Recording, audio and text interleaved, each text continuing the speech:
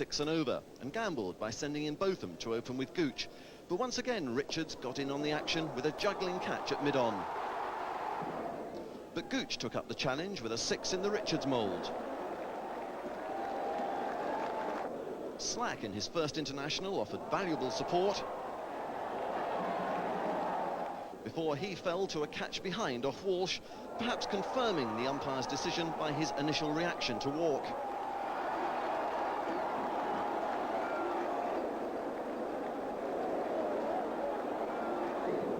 England's plight worsened when Lamb fell to Garner.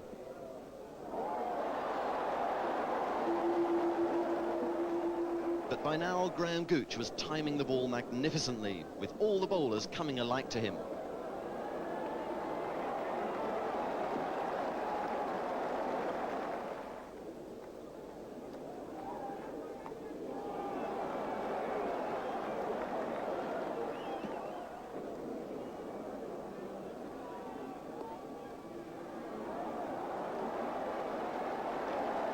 His 100 came up in the 34th over, and while he was there, victory was not impossible.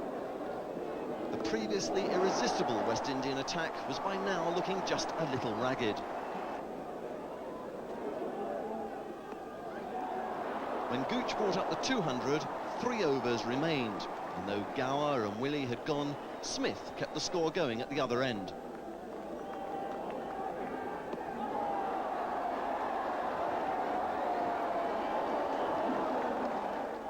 10 runs were needed off 7 balls when Gooch dispatched Patterson for another 4.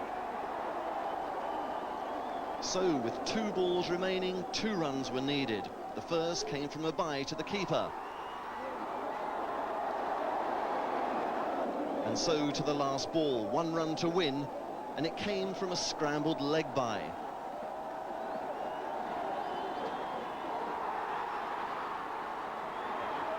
With Graham Gooch 129 not out, England had gained an improbable victory by 5 wickets, their first in a one-day international in the Caribbean. David, that was quite a match. Can't argue with that. You won't really see 3 very similar knocks as that in one match all at one time again. When did you start believing that you could possibly win it? Well, I mean, obviously this man played very well indeed throughout our innings, and we knew that the task was going to be hard. We knew that we had to keep scoring at a fair rate throughout the 37 overs. But really, the last sort of 20 overs there, we're always still having, still in with the rate there, still up with it, looking at it. I mean, when I went out there to join him, he was saying, we can still. I said, yeah, of course we can. We're still going. I'm still trying. You're still going. If Richards came in and scored more than 80 off less than 9 overs, did you think at that point that it probably slipped away? Well, it was a fairly withering knock, as they say. It was when he hit the ball very, very hard indeed. He hit it a long, long way. And I suppose, there's a couple of times when the ball just cleared a fielder on the edge of the field, you're thinking, well, that's not going our way. And then 1 or 2 other instances you thought, well, you could be excused thinking things aren't going our way. But again, all thanks to this man here on my left, we managed to pull it round. Would you say that Graham Gooch won the match almost single-handedly for you? Well, yes. I mean, it's just the single major contribution, which has outshone anything else that's been seen today. Graham, did you ever anticipate scoring 129 against probably the best bowling attack in the world? Well, they're a good side, but a lot of other people had their good days against them as well, so otherwise if we didn't believe we could do well, it wouldn't be worth playing the game.